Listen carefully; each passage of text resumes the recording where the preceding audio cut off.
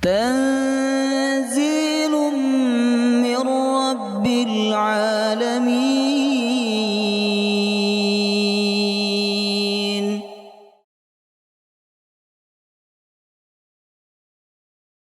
يا أيها الذين آمنوا إذا قيل لكم تفسحوا في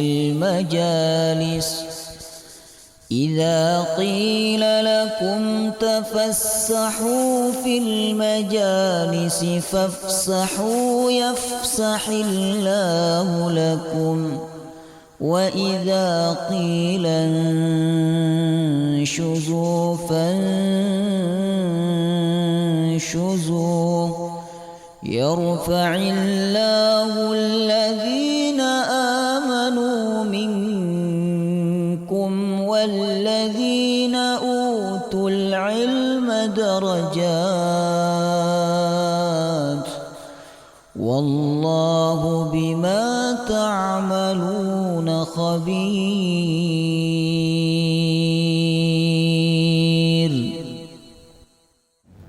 Alhamdulillah, Allah mengumpulkan kita untuk sama-sama membaca dan memahami kitab suci Al-Quranul Karim, kitab yang penuh dengan kemuliaan.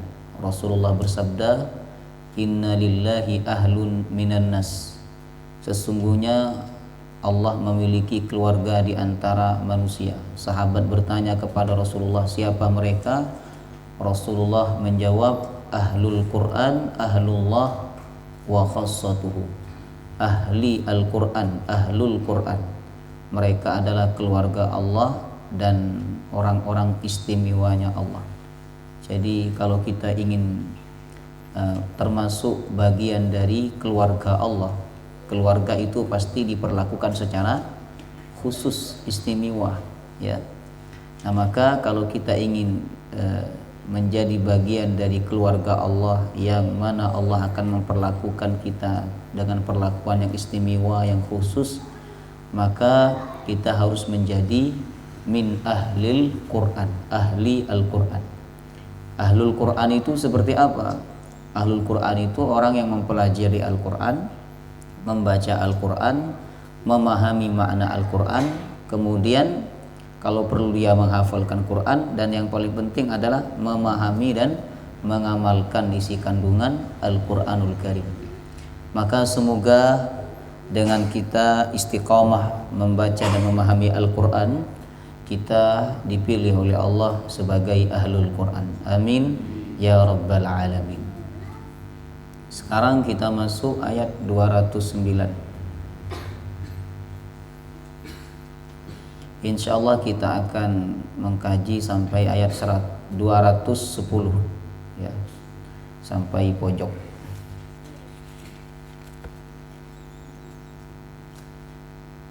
Juz 2 ini semakin ke belakang nanti semakin rumit, ya, pembahasannya, dan agak susah dihafalkan ayat-ayatnya karena semakin ke belakang nanti bicara tentang talak, ya, tentang rumah tangga. Itu dimulai nanti di ayat 220 sampai beberapa ayat berikutnya. Jemaah rahimakumullah. Baik, sekarang kita baca ayat 209 sampai 210. A'udzu billahi minasy syaithanir rajim. A'udzu billahi minasy syaithanir rajim.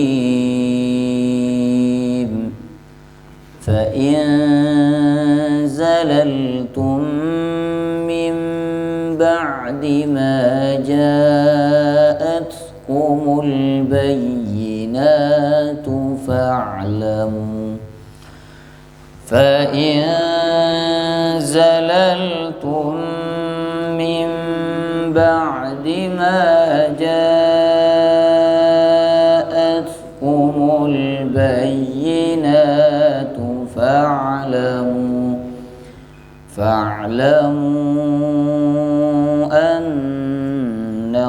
Allaha azizun hakim.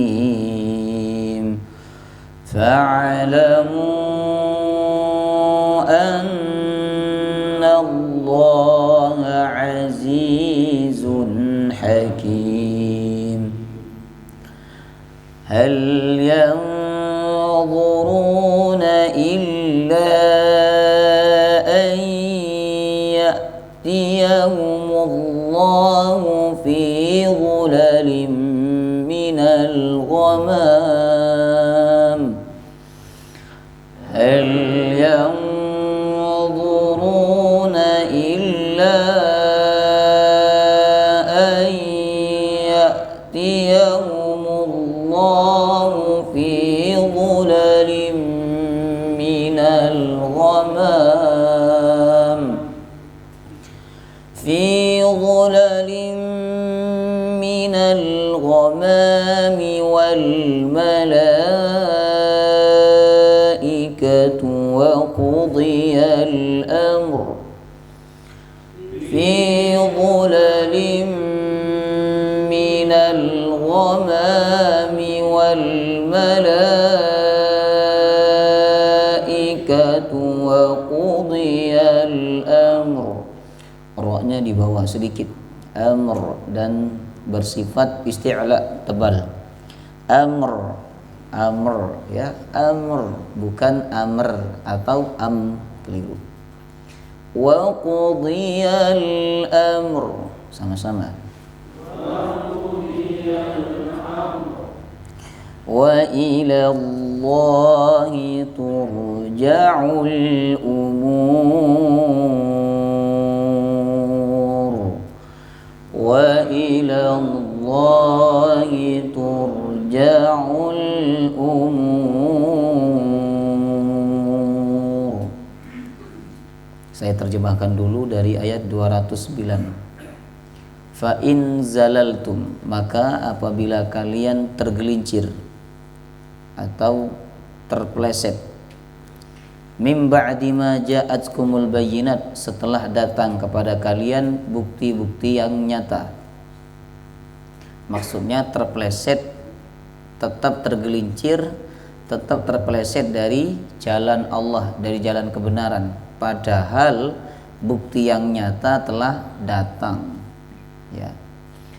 Fa'lamu, maka ketahuilah, annallah, sesungguhnya Allah, azizun, maha perkasa, hakimun, maha bijaksana.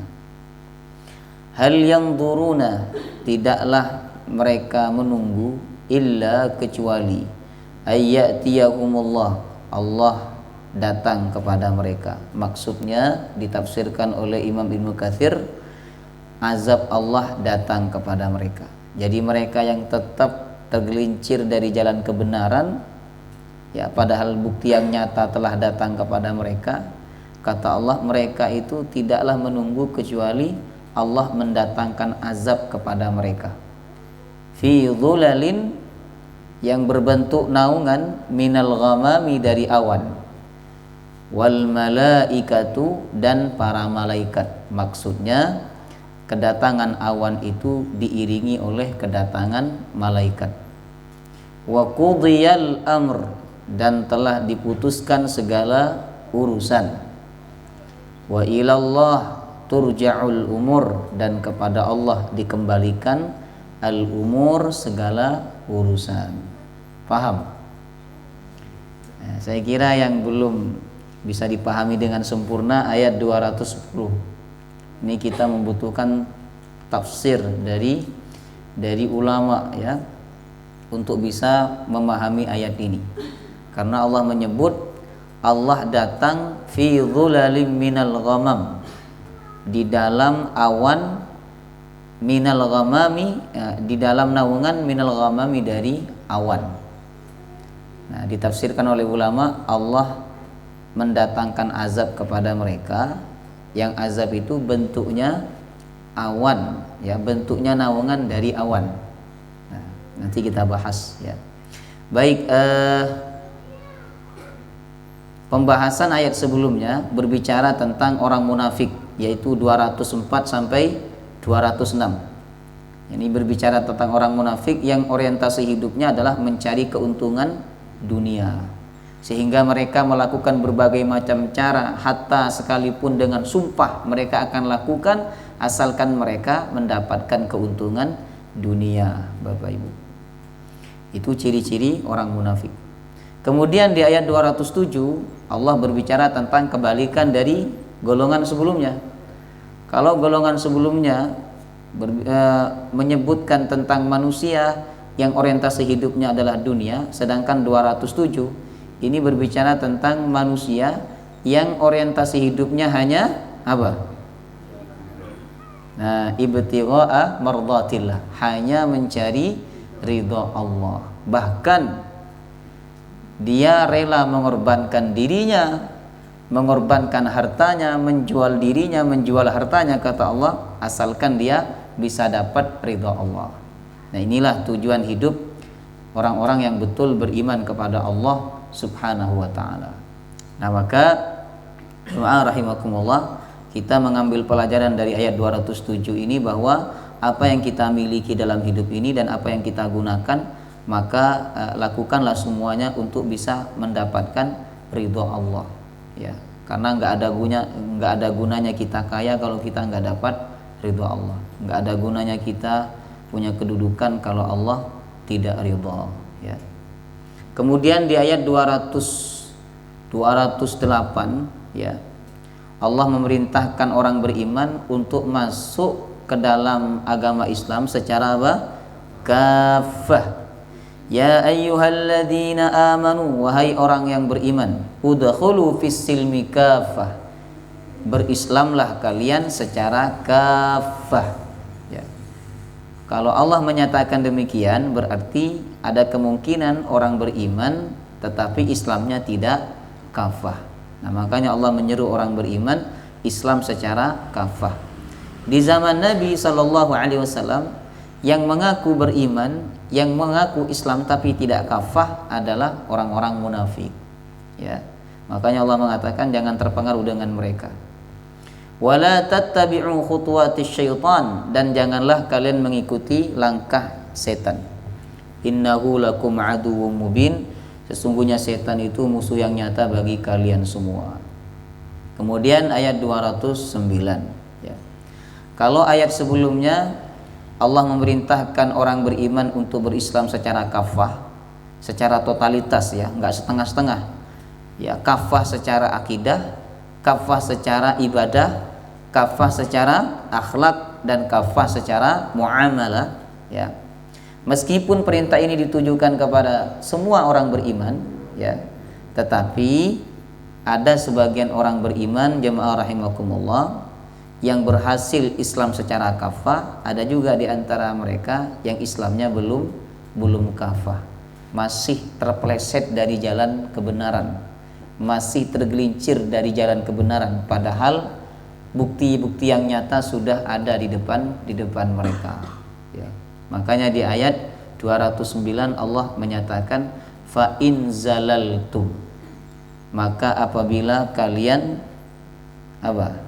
Tergelincir atau terpeleset. Zalaltum dari kata zalla. Zalla artinya melesetnya kaki dari tempat yang harusnya menjadi pijakan, ya. Melesetnya kaki dari tempat yang harusnya menjadi pijakan, itu namanya zalla. Nah, ada doa yang diajarkan oleh Nabi yang juga menggunakan kata zalla, Bapak Ibu. Doa ketika keluar dari rumah untuk berpergian. Apa doanya? Bismillahirrahmanirrahim. Itu kan yang kita hafal. Allahumma inni a'udzubika an adilla au udalla au azilla au uzalla au adlima au udlama au ajhila au yujhala alayya. Biasa nggak jenengan baca doa ini? Nggak biasa, ya. Yang biasa bismillah. Bismillah tawakkaltu 'ala Allah la haula wala quwata illa billah, ya. Biasanya Nabi SAW ketika keluar dari rumahnya mau berpergian, ya, Beliau mengangkat tangan dan menghadapkan wajahnya ke langit. Lalu beliau berdoa, Allahumma inni a'udzubika an adilla aw dhalla aw azilla aw zalla aw dhlima aw dhlama aw ajila yujla alai. Ya Allah, aku berlindung kepadamu dari menyesatkan atau disesatkan. Kemudian kepleset atau dipelesetkan.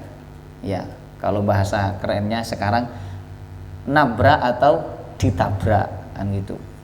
Kemudian azlima au udlama, menzolimi orang atau dizolimi oleh orang, berbuat jahil kepada orang atau orang lain yang berbuat jahil kepadaku. Itu 4 perlindungan yang diminta oleh Nabi ketika hendak keluar dari rumah. Karena ketika di luar rumah karakter orang itu macam-macam. Jemaah rahimakumullah. Ada yang punya karakter menyesatkan, ada yang punya karakter menggelincirkan orang lain, mencelakai orang lain, ada yang punya karakter menzolimi orang, ada yang punya karakter berbuat jahil kepada orang lain. Nah, maka dengan doa itu kita berlindung kepada Allah. Makanya kalau panjenengan keluar dari rumah, jangan lupa baca doa itu. Bismillahirrahmanirrahim. Pertama baca Bismillahirrahmanirrahim, la haula wala quwata illa billah. Kemudian Allahumma inni a'udzubika an adilla au udalla au azlima au udlama au ajihila au yujala alayya. Nah, baca doa itu baru kemudian baca doa naik kendaraan. Jadi ritual sebelum berangkat itu banyak baca-bacaannya. Nanti masuk rumah ada lagi ritualnya, ya. Jadi zalla ini makna sebenarnya adalah terpleset atau tergelincir. Matahari yang sudah tergelincir ke arah barat, bahasa Arabnya apa? Zawalus syamsi. Zawal ini dari kata zalla juga. Tergelincirnya matahari berarti itu menunjukkan masuknya waktu zuhur, ya. Nah, manusia yang terpleset, yang tergelincir dari jalan kebenaran, Allah juga menyebutnya dengan kata zalla. Sebagaimana ayat ini.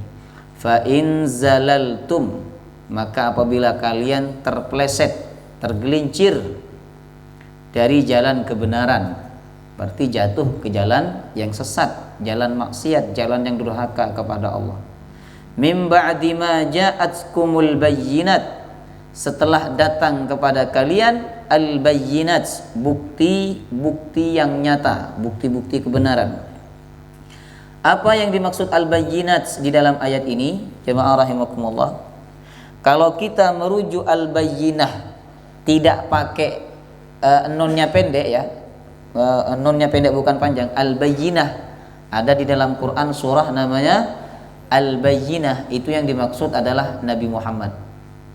Apa bunyi ayatnya? Lam yakunil ladzina kafaru min ahlil kitabi wal musyrikin munfakina hatta ta'tiyahumul bayyinah. Apa yang dimaksud bayyinah dilanjutkan oleh ayat berikutnya. Rasulun minallah, seorang rasul dari Allah, seorang utusan dari Allah, yaitu Nabi Muhammad. Tetapi di dalam ayat ini Allah menyebut al-bayyinah dengan bentuk jamak, al-bayyinat, bukti-bukti yang nyata. Apa yang dimaksud dengan bukti-bukti yang nyata? Kata ulama, pertama, al-mu'jizat, mukjizatnya Nabi Muhammad, itu bukti kebenaran. Nah, mukjizatnya Nabi Muhammad banyak. Ada mukjizat yang bersifat material, ada yang mukjizat yang bersifat immaterial, ya, yang bersifat bisa dipandang oleh mata dan bisa disaksikan, itu juga banyak, ya. Di antaranya Nabi diberikan mukjizat oleh Allah bisa membelah bulan. Bisa apa lagi? Masa nggak hafal mukjizat? Masa mukjizat Nabi-Nabi dulu kita hafal kan? Mukjizat Nabi Musa membelah lautan, tongkatnya jadi ular. Nah, kita hafal itu. Nah, tapi mukjizat Nabi Muhammad kok kita kurang hafal ini. Yang pertama apa? Membelah bulan. Apa lagi? Yang bisa disaksikan oleh mata kepala, ya, mukjizat yang bersifat material. Apa? Nah, tangannya, oh bukan, yang bercahaya itu Nabi Musa.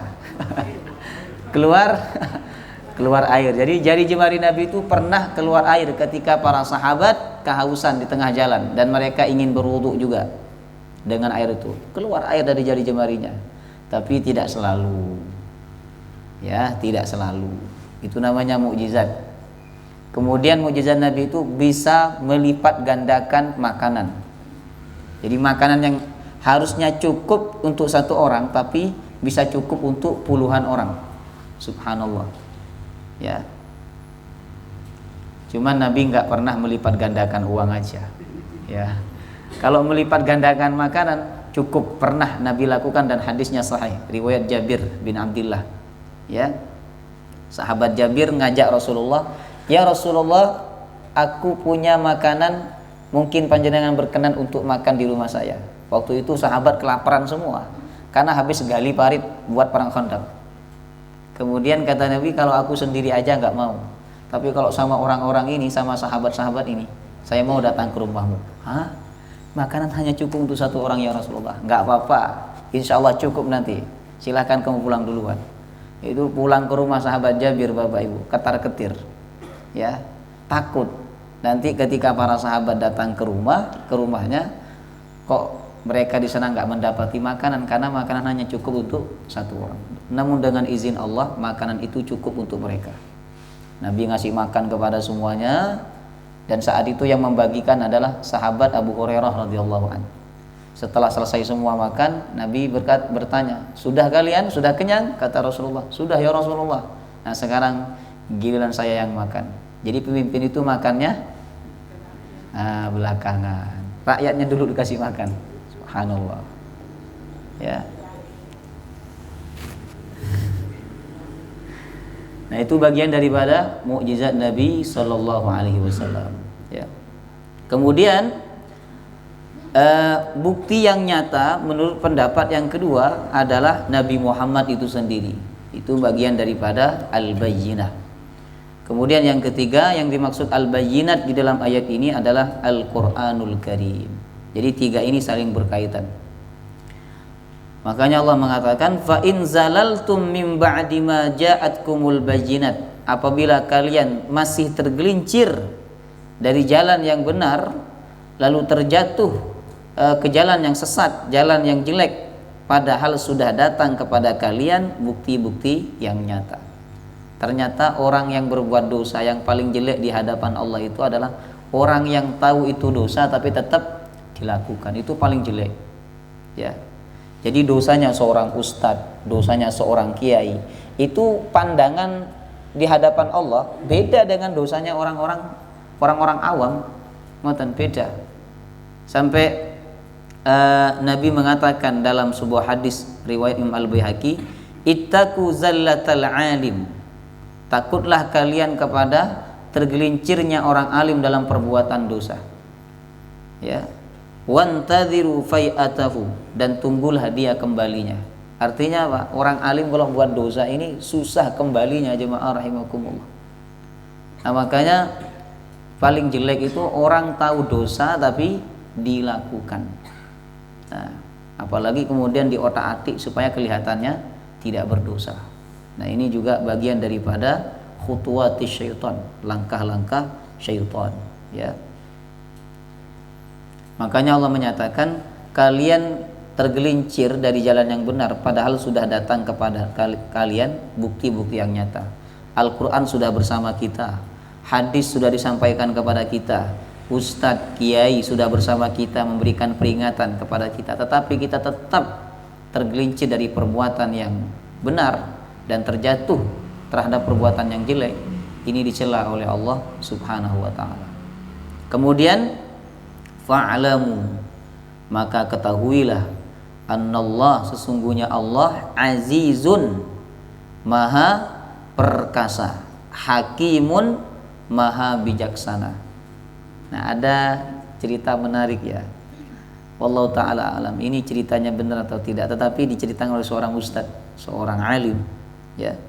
Jadi ada orang Arab tapi dia tidak begitu paham secara mendalam bahasa Arab.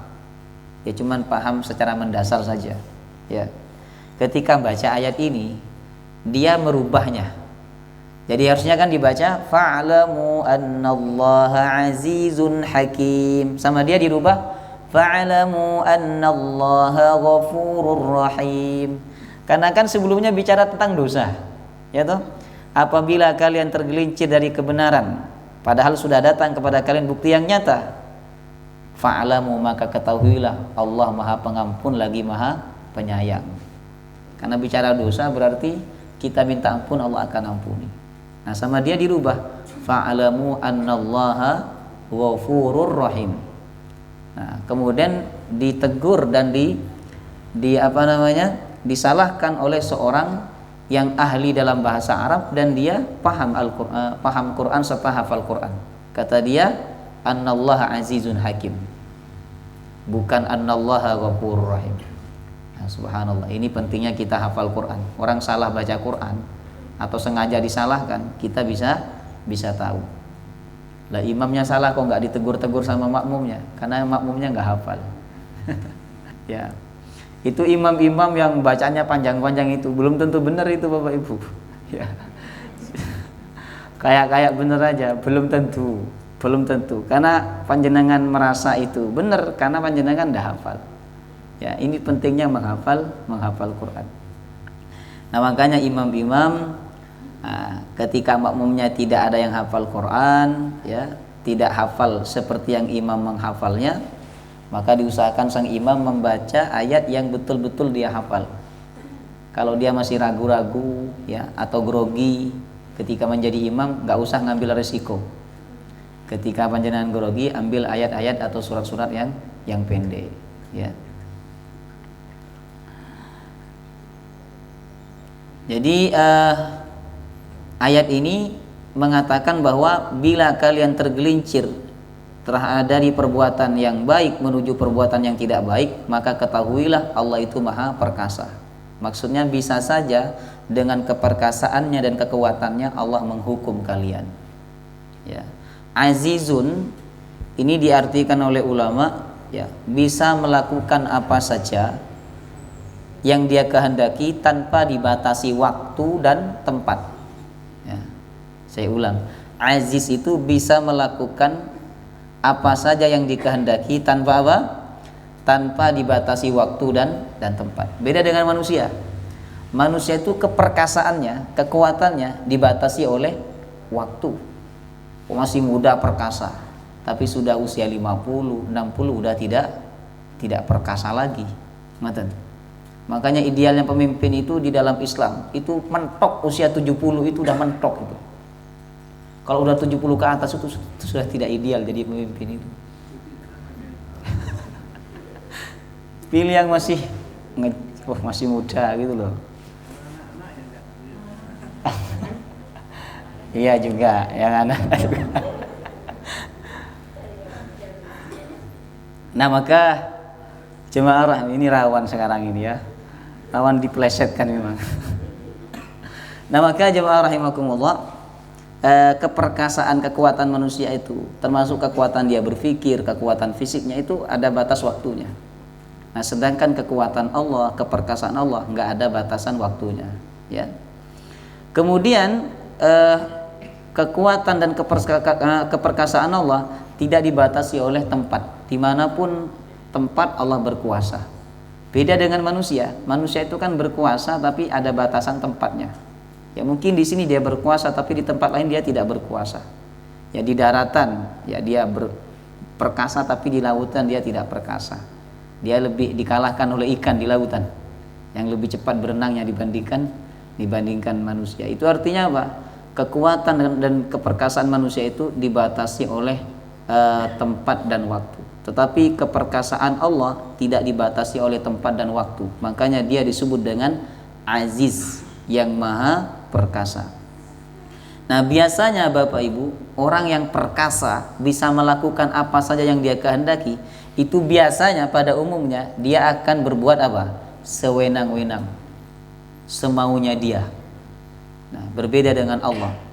Walaupun Allah berkuasa, walaupun Allah perkasa dan Allah bisa melakukan apa saja yang dia kehendaki, tetapi Allah bijaksana. Makanya sifat perkasanya digandeng dengan sifat hakim. Azizun hakim. Dia maha perkasa tapi juga maha bijaksana. Dia tidak mengazab sesuai kehendaknya. Ya, ketika melihat hambanya berbuat dosa tidak langsung diazab oleh Allah, tetapi dengan kebijaksanaan dan kasih sayangnya hamba itu diberikan kesempatan untuk bertaubat.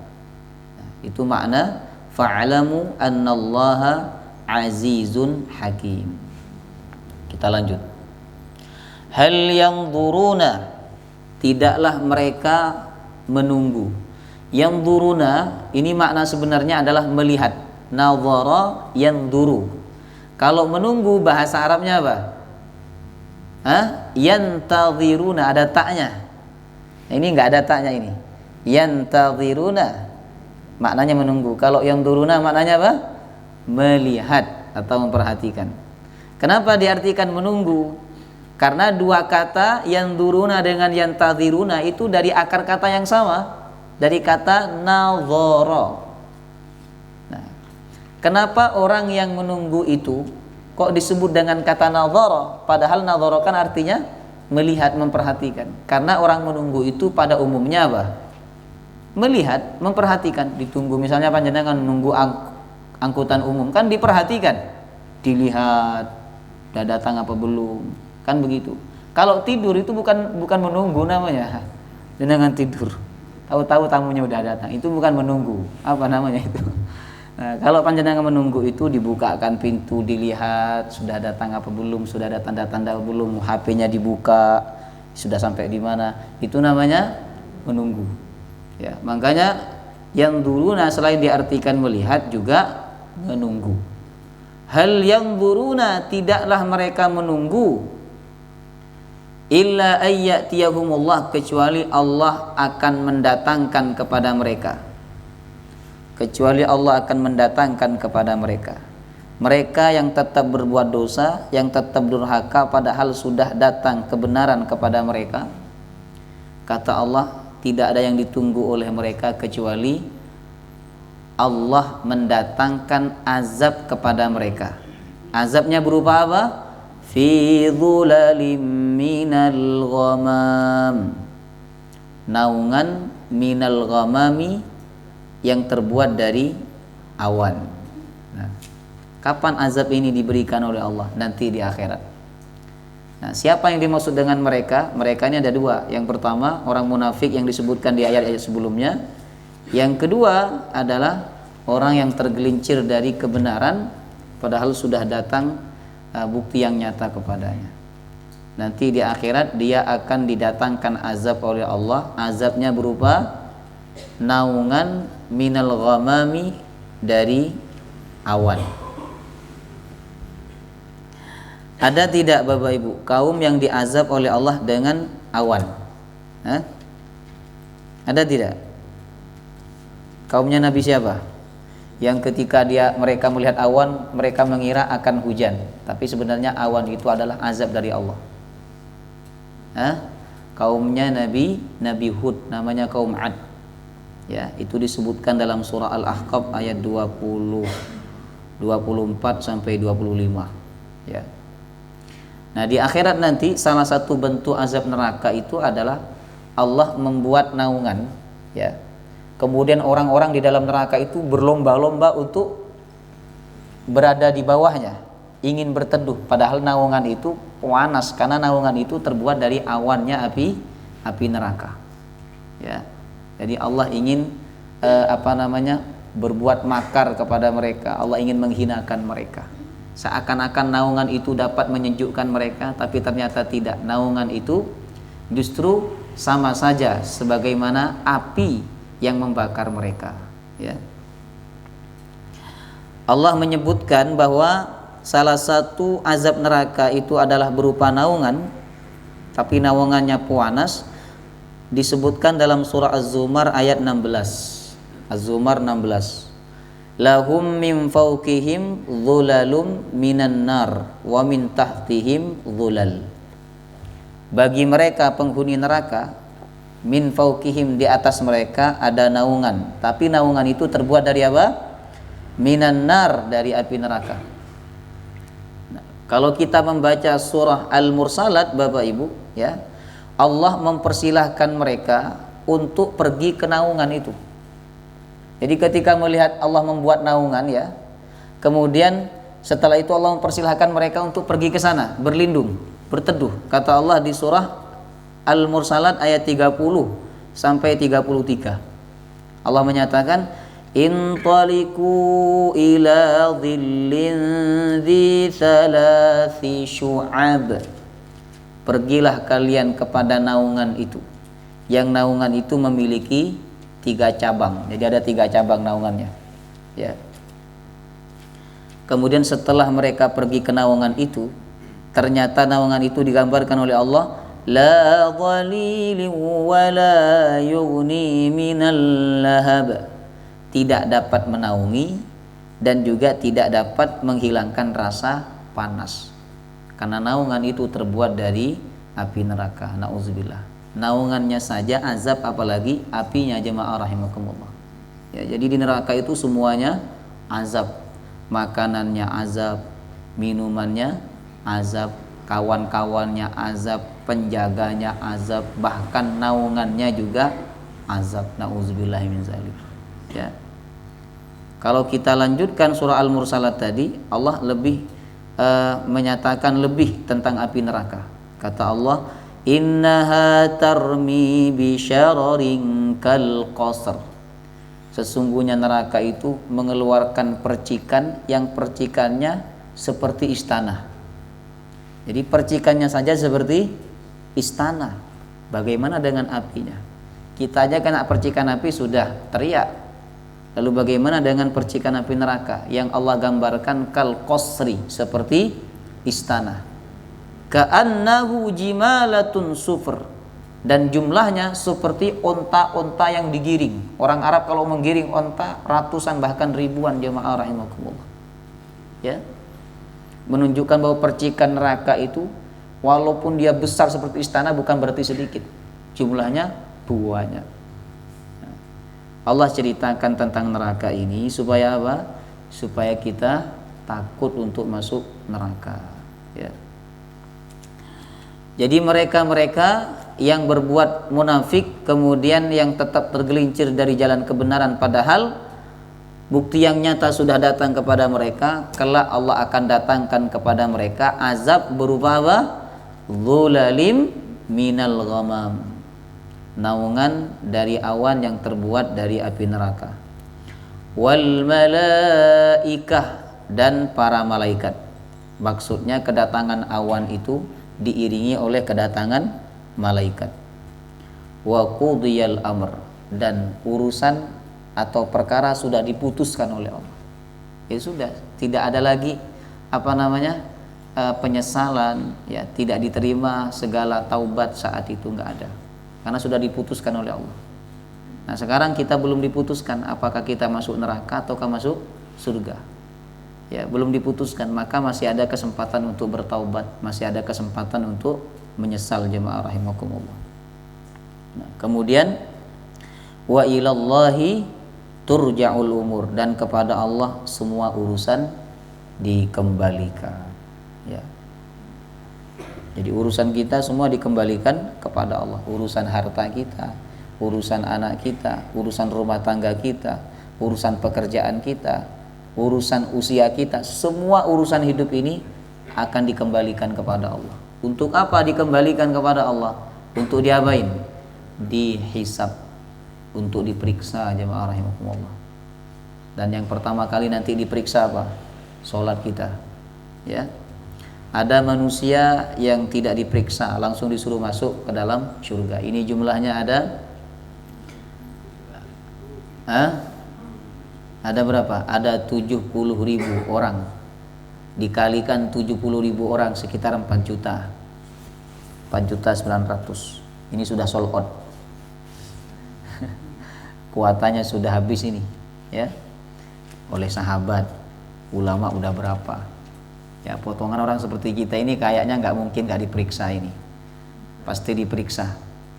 Nah kemudian yang kedua, yang pertama tadi nggak diperiksa langsung masuk, yang kedua diperiksa dulu, tapi diperiksanya dengan ringan, hisaban yasira, hisab yang ringan. Nabi pernah berdoa, Allahumma hasibni hisaban yasira, ya Allah hisab aku dengan hisab yang ringan. Ya Diperiksa tapi ringan. Diperiksa ringan tuh bagaimana? Cuman ditunjukkan kesalahannya, setelah itu diampuni oleh Allah. Subhanallah. Itu namanya hisaban yasir. Ini loh kesalahan kamu. Ini. Nah, di dunia aku tutupi, sekarang aku ampuni, kata Allah.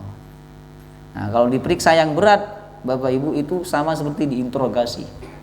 Ditanya dengan detail, kenapa kamu melakukan perbuatan ini? Tidakkah kamu beriman kepadaku? Bukankah aku telah memberikan rezeki kepadamu? Terus dicecar. Ujung-ujungnya Allah perintahkan malaikat untuk menyeret dia ke dalam api neraka. Nah, ini hisab yang berat. Nah, maka banyak-banyak berdoa kepada Allah agar kita dapat hisab yang ringan.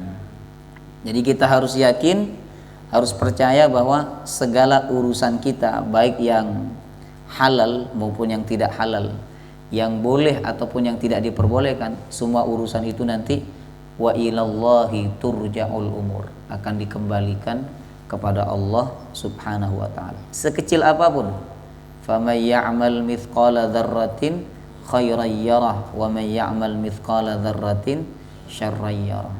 Nah, sehingga ayat ini memberikan motivasi kepada kita untuk hati-hati dalam melakukan sebuah amal, untuk hati-hati dalam bertindak, karena semua apa yang kita lakukan semua sudah dicatat oleh malaikat dan nanti akan dikembalikan dan dihisab oleh Allah Subhanahu wa taala. Wallahu taala alam bissawab. Insyaallah pekan depan kita lanjut halaman berikutnya 211. Ini tentang Bani Israel.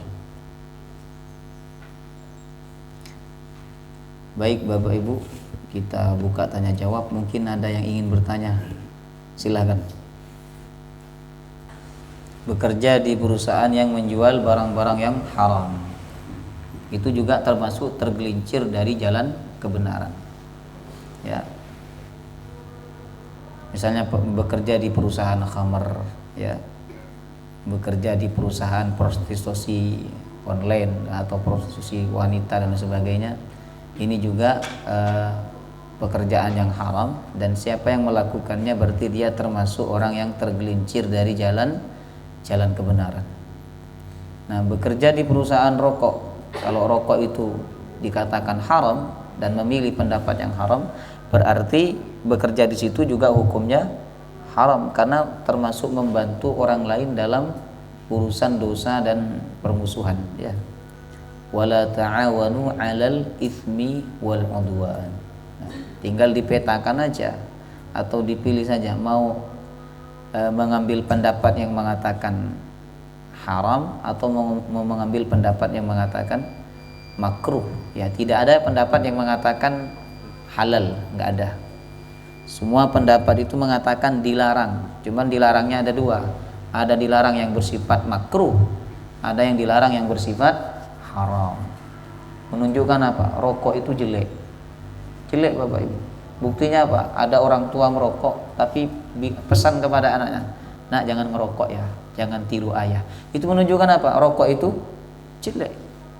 Panjenengan kalau melihat anak panjenengan SMP udah merokok, gimana perasaan panjenengan? Kan marah. Ya, itu pemandangan yang jelek. Nah, berarti menunjukkan bahwa rokok itu memang jelek. Ya, di Arab orang merokok itu preman. Ya, kalau di Arab orang merokok itu dibilang preman, ya. Tapi di Indonesia nggak bisa kita bilang preman orang merokok, karena banyak kiai-kiai yang merokok. Ya. Wallahu taala alam.